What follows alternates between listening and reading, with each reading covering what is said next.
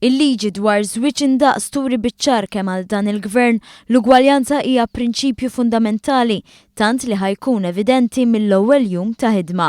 Lejliet li l-Parlament se jibda jiddiskuti din il-liġi f'kollegament telefoniku fuq One Radio, il-Prim Ministru Joseph Muscat qal li l-prinċipju bażiku ta' ugwaljanza huwa rifless fil-mod ta' kif inhi miktuba l-istess liġi. Naħseb il-mod ta' kif hija miktuba din il-liġi huwa mod li juri li għalina l-ugwaljanza mhijiex xi ħaġa with brush over, mhijiex xi ħaġa kosmetika, imma hija xi ħaġa ta' konvenzjoni. L-ugwaljanza hija prinċipju. Għalhekk il-mod ta' kif qegħdin navviċinaw din il-liġi tal-żwieġ indaqs jfisser li sal-lum kellna unjoni ċivili, issa ħajkonna il-fatt li ħajissejjaħ żwieġ.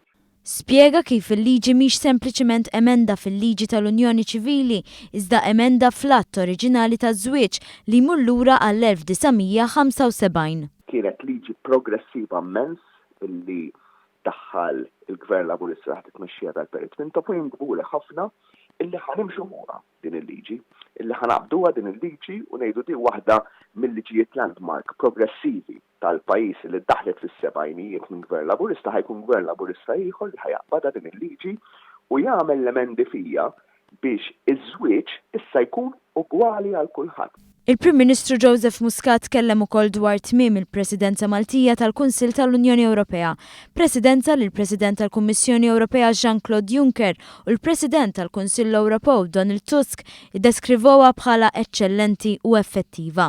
Stqar li kull min kellu xi tip ta' involviment fil-Presidenza Maltija għandu biex ikun gburi, partikolarment għax mal-Ewropa kollha pajjiżna wera kemm hu kapaċi li jasal il qudiem. Dak kienu l-kummenti li għaluli l-mexxejja barranin, għaluli pajjiż li żar wieħed fostna u rejtu illi m'għandkomx inferiority complex u rejtu illi kapaċi torganizzaw u kapaċi twettqu, mhux biex li torganizza, imma li twettaq ħafna aħjar minn numru oħra ta' pajjiżi u jiena għalhekk ngħid li kburi b'pajjiżi u kburi bil-Maltin u l-Awċin kollha illi ħadmu fuq dan il-proġett. Il-Prim Ministru sqar li l-ħiliet li bosta kisbu permezz tal-Presidenza m'għandhomx jintremgħu filwaqt li ħares il qudiem biex pajjiżna jerġa' jqum l-okkażjoni mal-mument li s-sena d-dieħla l-Belt Valletta tkun inkurunata il-Belt Kapitali Ewropea għall-Kultura.